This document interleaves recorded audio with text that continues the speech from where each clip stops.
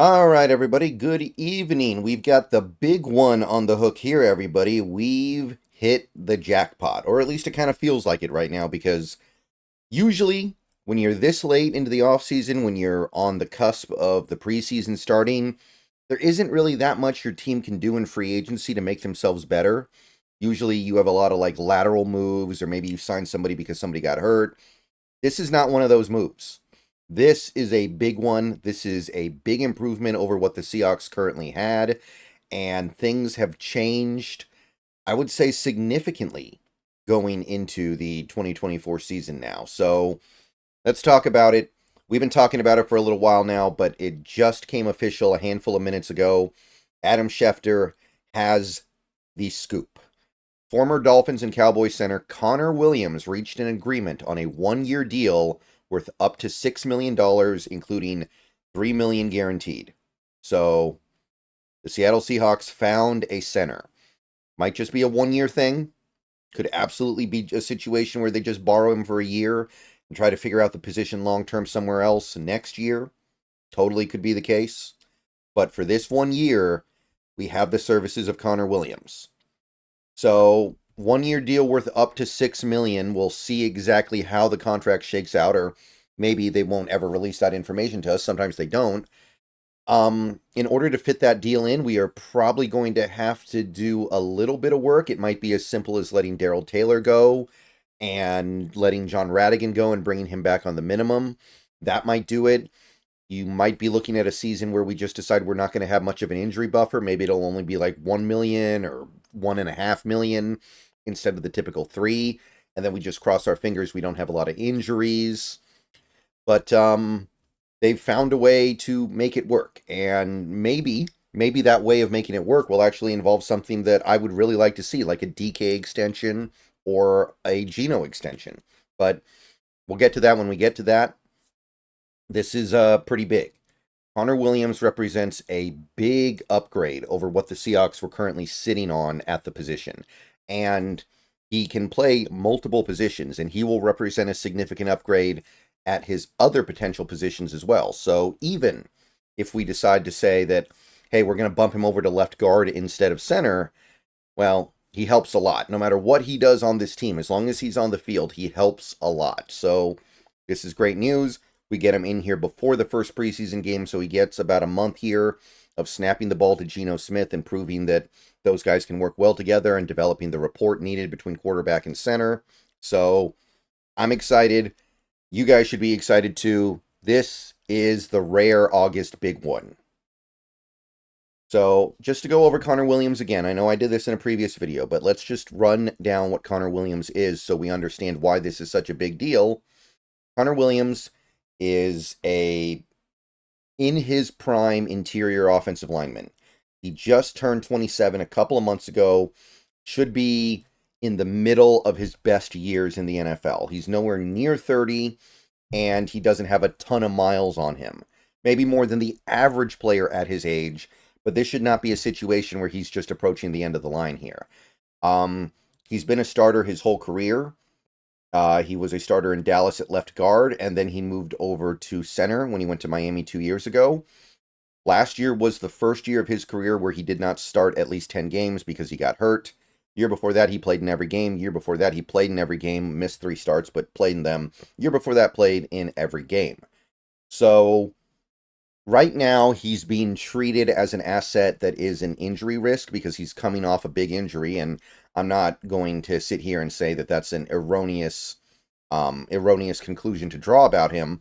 He is coming off some pretty ugly things, but for the moment, he is healthy. He has passed his physical, and you can see that in the 3 years prior, he played every game possible for the Cowboys and the Dolphins. So it's possible that we'll just be kind of taking advantage of a situation where a normally healthy player got dinged up, got injured at the wrong time, couldn't sign at the front of free agency like he certainly would have otherwise, ends up getting pushed back to basically the very end of the line in free agency because he's recovering from the injury, and you get him for a lot less than he would have gotten otherwise. I think that a healthy Connor Williams that played most or all of the season last year gets 3 years, $33 million a year at least. I really do. This guy's been good. And if you don't believe me, if you don't want to take my word for it, look at PFF. PFF will paint the same picture. Last 2 years for the Dolphins, been playing at center. Last year, he obviously only had half a season, but he was graded out extremely well. Pass blocking, run blocking overall, both really strong. All his snaps played at center. Did commit a little more in the penalty category than you would like. 7 in 9 starts. That's not so great. Only allowed 1 sack, only allowed 6 total QB pressures.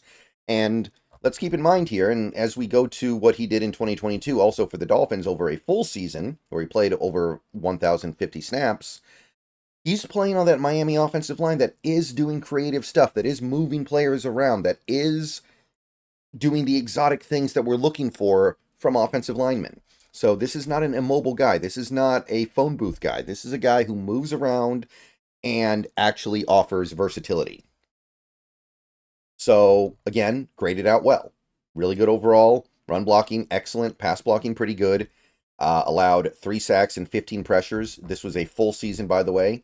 So, you're looking at less than 1 pressure allowed a game. Kept the penalties down this year. So, that's like 1 every 3 games approximately. Really, really good. When you go back to what he did in Dallas, again, this is at left guard. Good grades. Graded out well overall as a player. Did commit a lot of penalties, almost averaged 1 a game.